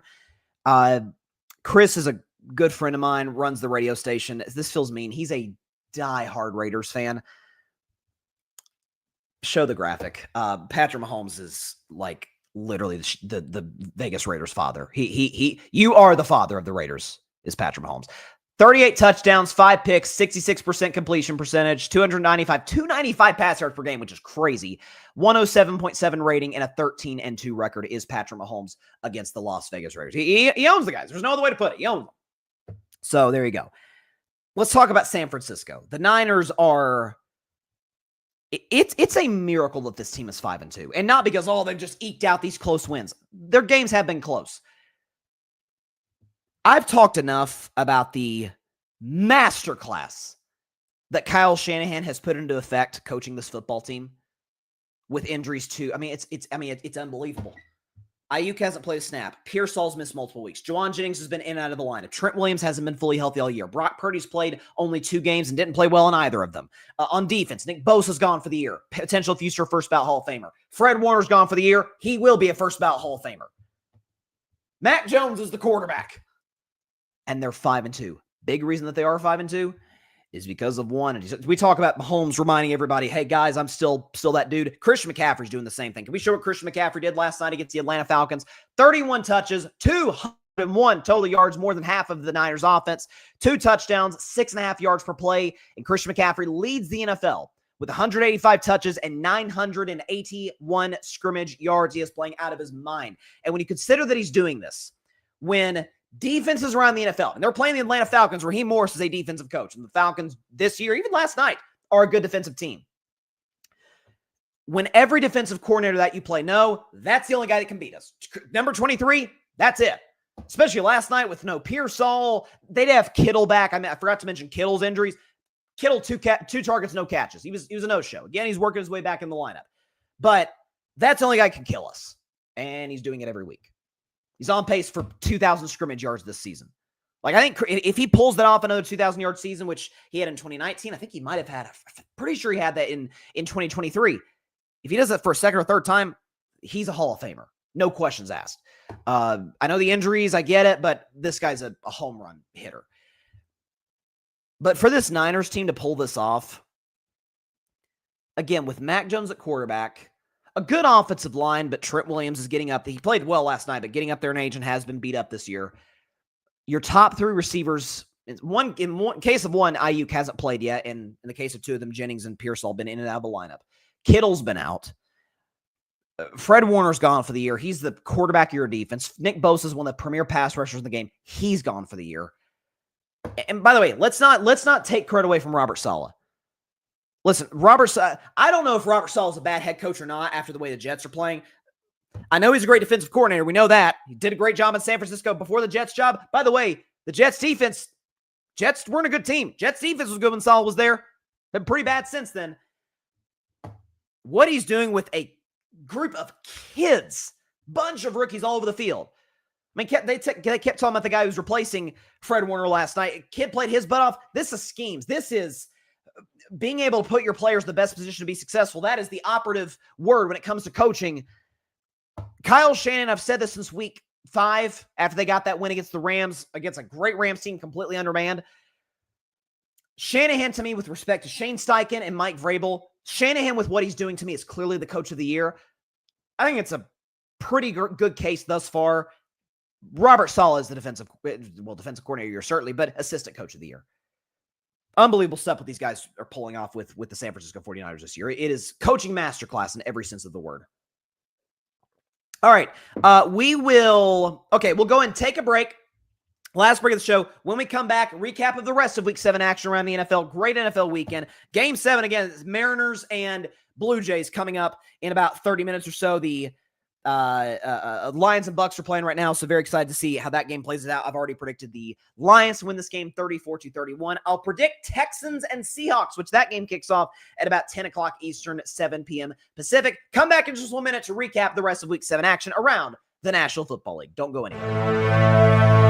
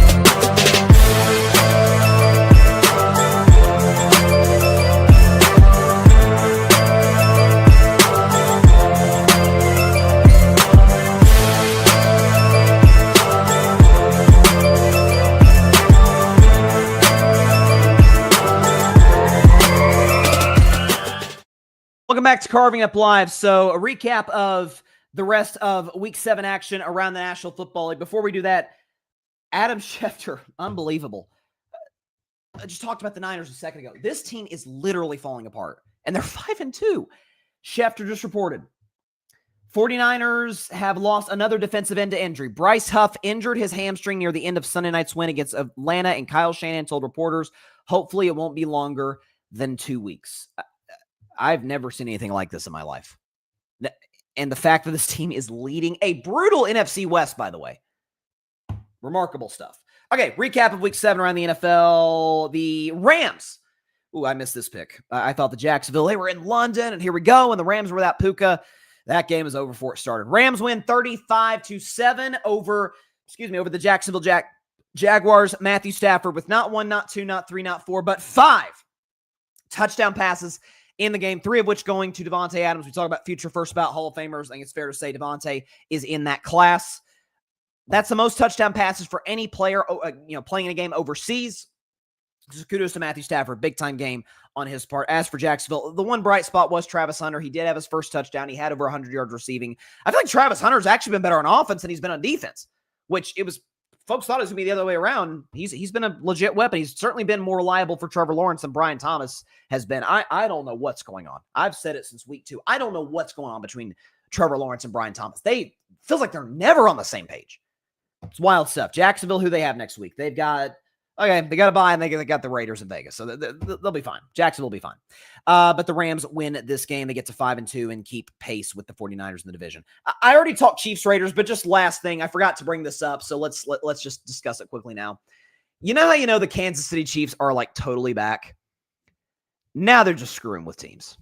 Now they're messing with people. For those that didn't see it, I'm sure you have, but for those that didn't, first half, the Kansas City Chiefs have a 4th and 1 at their own, what were they, at the 45-ish yard line? They were in their own territory. It was a 4th and 1. They went for it. You should go for it, and they did. It didn't look like they're going to initially. Looks like they're just going to try and get the Raiders to jump, which I don't know why teams do that. That never works. 4th and 1, like if you're in your own territory or in a 4th down 1, they're not jumping.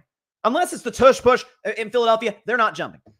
Well, Mahomes is trying to get him to jump, and then he's like, this effing play never effing works. We'll show you the audio and then show you what Mahomes said about it after the game. But this is what happens with Patrick Mahomes, the Kansas City Chiefs, going for it on 4th and 1 and screwing with the Raiders and everybody. Tried to draw him offside.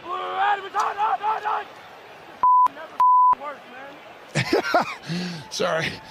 Mahomes says, Coach, it doesn't there they go. work. He was faking it. There they go. Got you. I think it comes from all my State Farm commercials. No, I'm joking. The Nags actually came up with the idea. We had talked about doing the hard count, trying to draw the teams off sides. And I can't remember who I watched do it a couple of years ago, and they had said that. And so I was like, I'm going to use that as part of my acting to try to get the defense just to relax a little bit. But at the end of the day, we still got to go get it. And I thought the offensive line did a great job of driving off the ball, and then Kareem in those situations is money.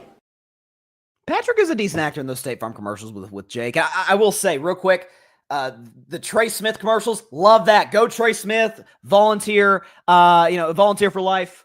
Steal the draft back in 2021, I guess is when they got him, because he had some medical issues at Tennessee. But God, what a steal! Now, by the way, highest paid guard in the NFL. So shout out to Trey Smith. But yeah, that was hilarious. Now, it's not like now they're messing with teams. Remember, it's funny, it was against the Raiders too, week 18, 2022, when they did the ring around the Rosie play, which I think got called back due to penalty, actually. But remember, they were doing the ring around the Rosie before they went to the line of scrimmage. Like, this team's screwing with people. And that's when they didn't do that the last 2 years. That's when oh, blank. They're about to reel off a lot of W's. What else did we have yesterday? Okay, Browns and the Dolphins. There's not much to say about the Browns. Dylan Gabriel was Quinshon Judkins was really good. He had 3 touchdowns rushing on the ground. The story is obviously the Dolphins, and it's Tua Tagovailoa. I've talked about this plenty. I did on Carving Up the Context last Wednesday. I did a reaction video that's people are, reacting to on TikTok and all of it. Man, you can't be out here if you're Tua calling out your entire organization, which, as I said on Carving Up the context was Tua's been doing this. He ripped his former coach, Brian Flores. He ripped his center for a less than ideal snap against the Arizona Cardinals. He ripped Tyreek Hill for running too far against the Patriots in week 2. And then he rips his teammates for not showing up to players-only meetings.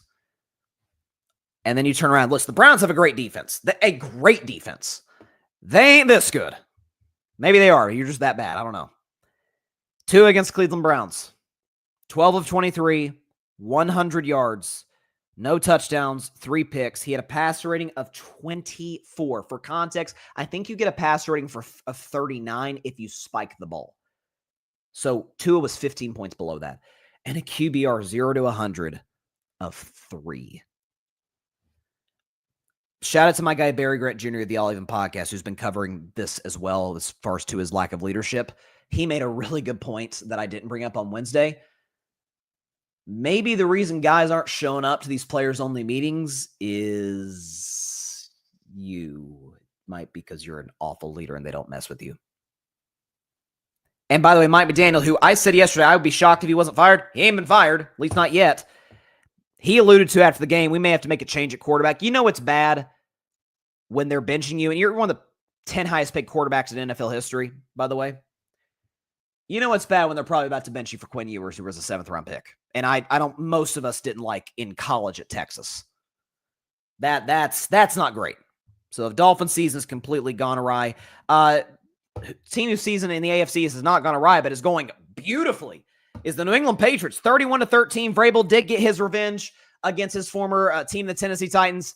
And the story, as it's been for a month now, literally a month straight, Drake freaking May show his numbers against the Tennessee Titans yesterday. 2 touchdowns, no picks, 91% completion, 222 passing yards, 62 rush yards. He's never gotten credit for how good of a runner with the football he is. 135 passer rating, 96 0 to 100 QBR. And you see that thing on the bottom. That is the most remarkable part about this stat line. Drake May's the first Patriots quarterback to throw 20-plus passes with a completion percentage of 90 or more percent. First Patriots quarterback to never do that. I happen to recall a certain individual used to play for the Patriots. His name escapes me as of right now, but I heard of him, and I heard he was pretty good.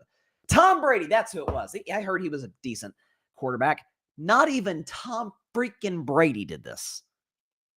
Pretty good stuff on the part of Drake May, who's playing exceptional football. By the way, Joshua Dobbs got some action in this game too, which was cool to see. A great win for the Patriots. Boring game, just an eyesore. Panthers over the Jets. Listen, the only reason I was watching this game is because it was one of my If I Were a Batman games. I had Carolina -1.5.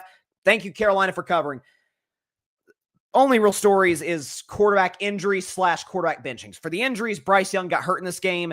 It looks like he's not going to be available next week against Buffalo, so it'll be Andy Dalton against the Bills, which is a tough ask. Although Bills don't have a good defense, so crazier things have happened. That game is in Charlotte.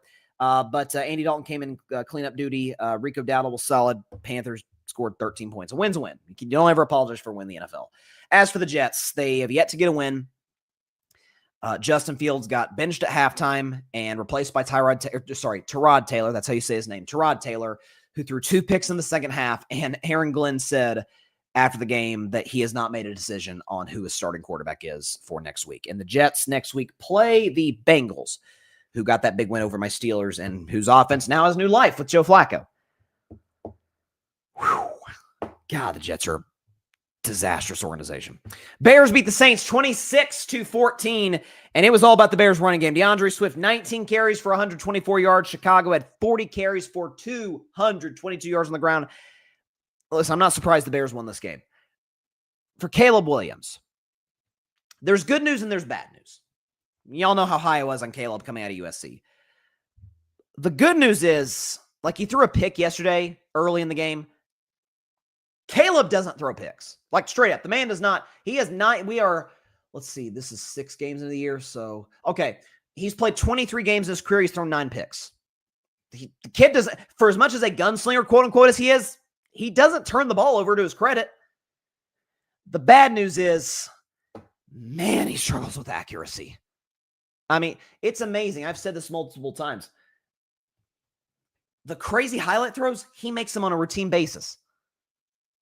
The simple, like, a lot of it is, he's got a little bit of a problem that Joe Milton, back at quarterback in Dallas, and he was the quarterback with my Vols in 2023, where they just throw the ball too freaking hard on some of these intermediate. Like, Caleb's putting too much muscle. Caleb's got a rocket arm. But I'm like, bro, I'm watching some of these to DJ Moore and dudes. They're like, bro, dial it back a little, dude. So now accuracy, I believe, is something can be taught. Look no further than Josh Allen, 52% completion his rookie year. Now he's mid-60s, flirts with 70% completion depending on the Sunday. But listen, if you're a Bears fan, you don't apologize. You're 4-0 in your last 4 games. You're 4-2, right in the thick of the playoff picture. Bears defense has been solid. Dennis Allen got the game ball after the game. He was the former head coach of the Saints. Good win for Chicago. Okay, I've teased it enough. I'll bring it up now. So the Indianapolis Colts won yesterday, 38-24. Their offense has looked, yesterday, that's a Jesse Minter coach Chargers defense that with Derwin James that got Khalil Mack back from injury earlier than I think we all anticipated on the road in LA, although the Chargers don't have much of a home field, but regardless. And it was a hot knife through butter. It was Alabama against, nobody Tech. It was unbelievable. I saw this stat. I knew Colts offense was dominant. They're 6-1. They've got the best record in football. I couldn't believe the stat when I saw it, and I'm about to show it to you guys live here on Carving It Up. Points per drive in the 21st century. So how many points you score per drive? This is where the Colts are at among teams. Points per drive in the 21st century. Go and put up that graphic. That's hard to even wrap your arms around. For those that can't see it, for those that are listening via the podcast, this year's Colts averaged 3.46 points per drive in the 21st, which is the most in the 21st century. A distant second place, the 2007 Patriots with Tom Brady and Randy Moss. And in third place, the 2018 Kansas City Chiefs with Mahomes, Kelsey, and Tyreek Hill. Like that doesn't even, again, 07 Patriots and 18 Chiefs, that's over the course of a full season. So that's Indianapolis we're barely through halfway, or we're not even halfway through the year. I get it. It's small-ish sample size, but still. This offense is stacked. It's stacked. The O-line's excellent. Daniel Jones. Listen, Daniel Jones, it's not like he's just playing this game manager. He's got 15 touchdown passes. He's been great. He's a legitimate contender in the MVP race. Now, he's battling a little bit of the same, he's going against a little bit of the same obstacles that Sam Darnold did last year. Remember, Sam Darnold balled out with Minnesota, and Sam Darnold was a huge, reason the Vikings were successful. We're seeing that this year with how Minnesota's playing, how Seattle's playing, frankly. But his history hurt him. It just did. Fairly or unfairly, Darnold's previous career trajectory hurt him. Same case with Daniel Jones. That might bite him in the butt when it's all said and done. But, Jonathan Taylor's the best back in football right now. I think he's also in the MVP discussion. He has to be. The O-line's phenomenal. Tyler Warren, who I thought, with respect to Colson Loveland, I thought Tyler Warren was clearly the best tight end in the draft coming out of Penn State. Blocking, receiving. He's been awesome thus far this year. And you've got this kid, Alec Pierce, who's kind of their go-ball guy. You got Michael Pittman. Steichen's calling plays. You got Lou Anarumo calling the defense. They had a big pick on Justin Herbert. They had 2, but 1 was in the end zone. This team looks unbelievable. Like it is, I know a lot of times, I think someone once called it the confetti test, which is basically close your eyes and can you see this team winning a Super Bowl? Can you see this team holding the trophy, confetti falling in the stadium? Admittedly, it is a little difficult to think, wait a minute, Daniel Jones holding the Lombardi trophy, beating whoever comes out of the NFC, Philadelphia, Tampa, Detroit, whoever. That is a little bit hard to envision, I must admit. But it simply would not be fair to this team if we called them anything but what they are, and that is a clear Super Bowl contender in the AFC. They are. That they absolutely are. You cannot have an offense this off to a historic start to the season. A defense that, again, coordinators matter, man. Cincinnati, I said at the time, what the heck were you doing firing Lou Anarumo? He wasn't the problem. Your personnel was the problem. I'm telling you, this team's legit. It's legit good. Yeah, Patrick. Yeah, good point. Herbert was, those interception passing attempts, sheesh. Yeah, he had 420 yards in the game. I think, was it like 55 attempts or something? And the 2 picks, especially the one in the end zone, were brutal. The Chargers are just falling apart right now. 3 losses in 4 games. And Patrick, Colts have a great running game, and JT is an underrated running back. Daniel Jones looks as if he's having fun playing QB. And we didn't have the audio, unfortunately, but Daniel Jones had a great quote to Evan Washburn after the game. And Evan Washburn of CBS was basically saying, hey, gotta be honest, man, like, I don't think any of us expected this. And Daniel Jones not being a jerk, but just being the competitor that any great professional athlete is. He said that, that shows how much you guys know, basically. And it wasn't even in like a mean tone towards Evan, but it was kind of like look at us. Patrick, anytime a castaway QB goes to a dump, Kyle Shanahan, Sean McVay, Kevin O'Connell, and now Shane Steichen, the QB Rehabilitation School revives their careers, and we're seeing positive growth. And kind of to that point that Patrick is making, what do all those coaches have in common? Kevin O'Connell, Sean McVay, who else did he mention? Kevin O'Connell, Sean McVay, Kyle Shanahan, and Shane Steichen. Offensive coaches. And I've been very hesitant over the years to be on the, you're screwed if you don't hire an offensive coach to be your head coach. Boy, but over time, it looks like the data is just like, if you think about it, who have been the two most successful defensive coaches this season in the NFL? Mike Vrabel in New England and Mike McDonald with Seattle. Both have excellent offensive coordinators. Josh McDaniels, bad head coach. Look what Josh McDaniels did with Mac Jones in 2021. Josh McDaniels can call plays. And then in Seattle, Clint Kubiak. Very smart coordinator. Eventually, New England's in a good spot because McDaniels, because he's bombed twice as a head coach, is very similar to Spags in Kansas City because Spags was an awful head coach. Great DC. You'll probably never lose him. Same case with Josh McDaniels. Bombed twice as a head coach. Great OC. You're probably never going to lose him. So you're really in the catbird seat if you're a Patriots fan in that regard. But you look at other defensive coaches. DeMeco Ryans, again, it's not even that these guys are bad coaches. It's not the problem. It's just there's a certain, as this league has gotten more offense-centric, gotten more about developing quarterbacks.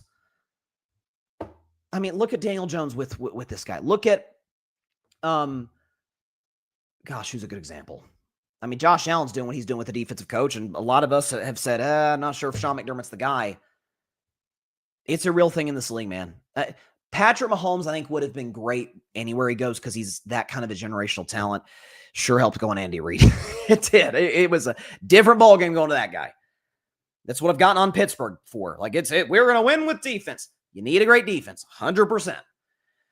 Need to score some points as well. Now the problem in Pittsburgh, they are scoring points. Can't stop a nosebleed. Get Tom out of here. Last game. I hope Patrick, I love you, Patrick. Patrick's like an older brother to me. I love that guy. Good friend of mine. I hope you're still in the group chat. Don't you go anywhere. Last game, then we'll predict the Texans Seahawks game tonight. Packers beat the Cardinals, which was heartbreaking for me because I picked the Cardinals in an upset. And gosh, for a while, it looked like they were going to do it. I was going to come in here, put on the shades, have a new addition to the reel that we had the last couple of days where I picked 4 straight upsets in a row. It's going to be 5. And Micah Parsons said, no, sir. Put up Micah Parsons. What he did yesterday against the Arizona Cardinals was the best player on the field. 3 sacks. That's a career high, by the way. 3 sacks. 4 tackles for losses, 5 tackles overall, 5 quarterback hits, 10 pressures. And you saw all throughout that game, the Packers back end was getting cooked by Jacoby Brissett. Trey McBride, Marvin Harrison made a few plays. Folks, Green Bay's 4-1-1 today. They'd be 3-3 if not for Micah Parsons. Legit. Micah Parsons has made the 2 biggest defensive plays of the Packers season thus far. The game against Dallas that ends in a tie, it's 37-all. Cowboys got the ball. They're going down the field. Dallas is going to score. Green Bay's going to get the ball back. It's not like the old overtime rules. If Dallas scores a touchdown, the game's not over. Green Bay gets the ball back. Dak's going to run it in for a touchdown. And at the last second, we've always talked about Micah Parsons' speed. That closing speed, it's like a lion running down his prey. They used to call Micah Parsons the linebacker. Well, lion ran down his prey in the case of Dak Prescott. Sacks Dak. Stops him from scoring. Packers end up having to settle for a field goal in overtime, bungle clock situation. Dallas probably wins that game if Micah doesn't make that play. Dallas certainly scores a touchdown if Micah doesn't make that play. And then this week, certainly the multiple sacks, but Green Bay scores. Gutsy 4th down call by LaFleur. Kudos to him for making it, for not kicking the field goal because then he give it back to the Cardinals and all they need is a field goal and you probably lose. Jordan Love making a big-time throw to Tucker Kraft. Jacoby Brissett's going right down the field. Again, carving up this Packers secondary. And they're on the edge of the red zone, 29 seconds. They've got a couple timeouts to burn. Oh my goodness, they're going to... Micah makes the play. 2 biggest plays of the Packers season. That's why you go get that guy. That's why you make him the highest paid defensive player in NFL history. I'm telling you, if that guy, oh my God, if that guy was in Dallas, the Cowboys could win the Super Bowl with how Dak's playing, which makes me all the more mad at Jerry Jones for just wasting. Because the Cowboys are not going to win the Super Bowl this year. I don't know if you heard, but that's not going to happen. If they had that guy, premier pass rushers are hard to find in the NFL, so you don't... Premier pass rushers are like left tackles and quarterbacks. Once you get one, you move heaven and earth to keep them. Unbelievable stuff. Speaking of pass rushers, this just broke, and we had heard some news about this yesterday, but it's official. Schefter reported it. And then we'll predict Texans Seahawks and get out of here. Former Eagle standout Brandon Graham, the largest tenure player. Can I speak English today? The longest tenure player in franchise history is finalizing a deal to rejoin the franchise this week. Graham played 15 seasons in Philadelphia and now will return for his 16th season. This has to be in response to the Zadarius Smith retirement. For those who didn't see Zadarius Smith, longtime pass rusher, he retired, I think, last week or 2 weeks ago. Now Brandon Graham, who retired, he's coming back. Good guy in the locker room. Obviously made the play on Tom Brady to help the Eagles win their first Super Bowl back in 2017. Hey, good veteran to have in the locker room. Can still play. Saw him do a podcast interview recently. Looks like he's in pretty good shape. So, good move from Philadelphia. That's Howie Roseman doing Howie Roseman things. He's always got the guys ready to go. All right, before we get out of here, it's been almost a 2-hour show, and I can't say I'm surprised because of the number of stuff that we had to talk about. Again, I've got Mariners over Toronto tonight. But speaking of Seattle, other Seattle teams, Seattle Seahawks at home against the Houston Texans, who are coming off of a bye. Seattle is a 3.5-point favorite at home. So, look, Houston's offense up until they play Baltimore, which just feels like it's everybody's get-right game, looked just awful offensively, which didn't surprise me because the O-line got worse in the offseason. The receiving core got worse in the offseason. The running game with the loss of Joe Mixon got worse. Houston was going to have to survive games on the back of their outstanding defense. Seattle themselves also have an outstanding defense. This kid, Nick Imamwuri, the rookie out of South Carolina, has been great. Is Devon Witherspoon playing? Because I know he was questionable coming into this game. It's still questionable, so nothing new on him. But this Seattle defense has been excellent. For Seattle's offense, Sam Darnold has played efficient football. He's looked every bit like the Sam Darnold that we saw last year in Minnesota, and in large part because, similar to Minnesota, he had a true superstar number one receiver.